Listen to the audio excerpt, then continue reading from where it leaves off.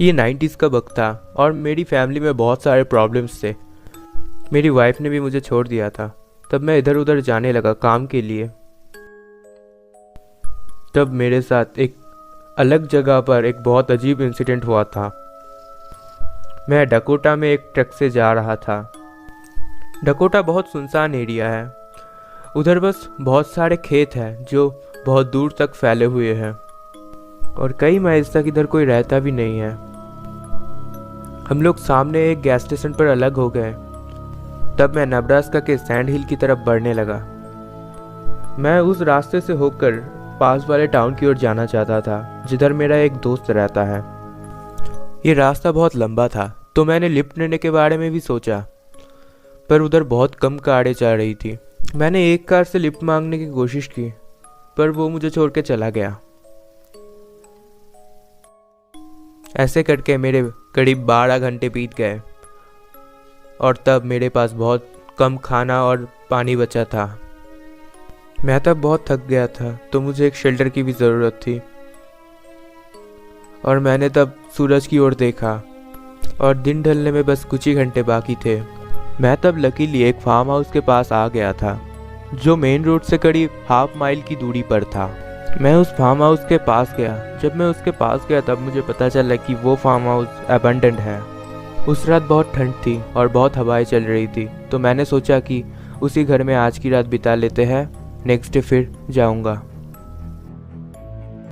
मैं घर के अंदर गया और घर के अंदर जाते ही मुझे एक स्मेल मिली जिससे मुझे पता चल रहा था कि उस घर में बहुत दिनों से कोई नहीं आया है और उसके फ्लोर्स भी टूटे हुए थे। घर के चारों तरफ सन्नाटा छाया हुआ था। मैंने लिविंग रूम में रहने का सोचा और मैंने अपना स्लीप बैग निकाला और उधर सो गया। मैं कुछ देर बाद कुछ फुटस्टेप सुन के उठ गया और ये बहुत अजीब था। मैं मेरे चारों ओर से फुटस्टेप सुन पा रहा था, साइड, ऊपर, पीछे, नीचे भी फुटस्टेप्स आ रहे थे। इससे मुझे बहुत डर लगा। मैं सब कुछ चेक करने के लिए पास वाले विंडो के पास गया और तब मैंने जो देखा उसे याद करके मेरे आज भी रोंगटे खड़े हो जाते हैं। बाहर कुछ काले कपड़े पहने हुए फिगर्स खड़े हुए थे जिन्होंने उस घर को पूरी तरह घेर रखा था। मैंने उस फुटस्टेप को सुन के सोचा कि इस घर में ज़रूर कोई होगा तो मैंने आवाज़ लगाई, जो मेरी सबसे बड़ी गलती थी। हेलो, यहाँ कोई है? मैं बस यहाँ रात को शेल्टर के लिए आया था। मैंने सोचा कि यहाँ कोई नहीं रहता। मुझे माफ़ कर देना, मैं गलती से यहाँ आ गया। तब वहाँ अचानक शांति छा गई। इतनी शांति कि मैं मेरे रूम के कॉर्नर के माउस की आवाज़ भी सुन पा रहा था। तब मैंने मेरे बैकपैक से अपना हंटिंग नाइफ निकाला और अपनी चीज़ें समेट ली और उस रूम से निकल गया। क्योंकि वो फिगर्स बाहर थे तो मुझे डर लग रहा था कि अंदर से कौन फुटस्टेप्स कर रहा है। तो मैंने घर को चेक किया। ऊपर और साइड वाले रूम में कोई नहीं मिला।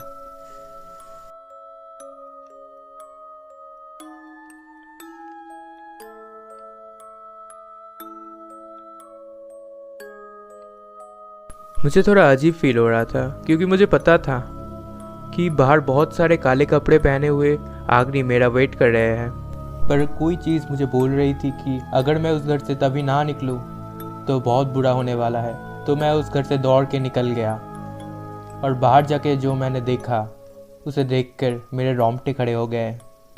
बाहर बहुत सारे लोग उस घर को घेर के खड़े हुए थे और तभी मुझे पीछे से गर्मी फील हुई और जब मैंने पीछे देखा मैं बहुत डर गया क्योंकि अभी मैं जिस घर से बाहर निकला था उस घर में पूरी तरह आग लग गई थी। उस घर के ऊपर से नीचे तक आग फैली हुई थी। मुझे ज़रा भी यकीन नहीं हो रहा था कि मैं अभी उस घर से निकला हूँ। वो घर बहुत सुनसान एरिया में था। मैं वहाँ से निकल गया और पीछे की तरफ दौड़ लगाया, पर अजीब बात ये थी कि तब वो फिगर्स और उधर नहीं थे।